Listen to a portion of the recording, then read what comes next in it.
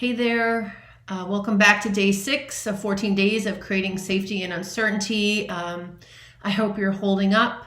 Today we're going to look at a third attitude necessary for safety and uncertainty, and that's the attitude of respect. We'll introduce our new animal, the elephant, and I'm going to show you why he is going to help us remember how important respect is and how powerful respect is in uncertainty. So we're working from the mindset of high reliability organizing, and key to high reliability is a focus on a process that precedes decision making. Before you make a decision, you go through a process called sense making. Okay, here's one of the authors, sense making in organizations. This process that comes before the decision is when we work to decide, what in the world is this? What's the story, or where are we? It's really important to have an accurate sense of your world or think of situational awareness in order to make that effective decision. Now, the process of sense making and the challenges that it involves is as old as time. So one of the reasons we're connecting with the elephant is we're connecting to this story that's a BC, in the millennial BC, okay? So this is the 6 blind men and the elephant, and what's happening in this picture is they're each experiencing a very real perspective of the elephant. Each one is seeing a different part, and they end up getting in a big argument, which is pretty common in uncertainty.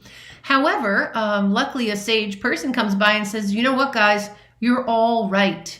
And so this is the process of sense making. When you're dealing with something very complex, you will see that different people are interacting with different parts of the situation. So what we want to do is leverage this dynamic. Now, the way we leverage this is by asking for the perspectives of everyone around the elephant, okay?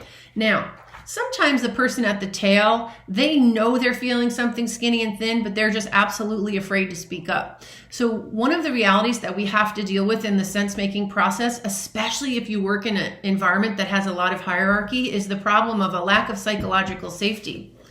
So this is a great book to read once this crisis is over, called The Fearless Organization. But to give you it in a nutshell, we need to understand as leaders that there's a big power differential going on. And we also need to understand that your frontline knows so much more than you do. So it's pretty much proven that the best strategy is for leaders to intentionally invite the viewpoints of people who would feel of lesser power. So we want to adopt an invitational approach. So I'm going to give you 3 questions. That was 2. 3 questions that can help you unlock those powerful, diverse perspectives. Okay, just ask them.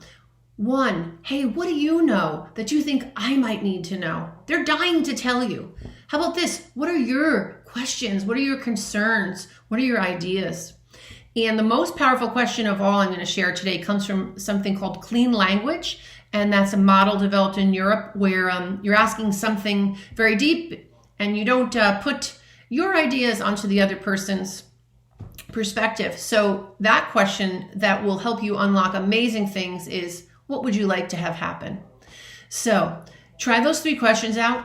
Hey, what do you know that I need to know? What are your questions, concerns, and ideas? And again, what would you like to have happen? You'll be amazed at all the creative ideas that are around you, trapped inside other people's heads. So, and hope to see you tomorrow on day 7. Go ahead and get your infographics. Start asking these powerful questions on my website, BeHighlyReliable.com. Until then, be brave and be safe, and I'll see you tomorrow.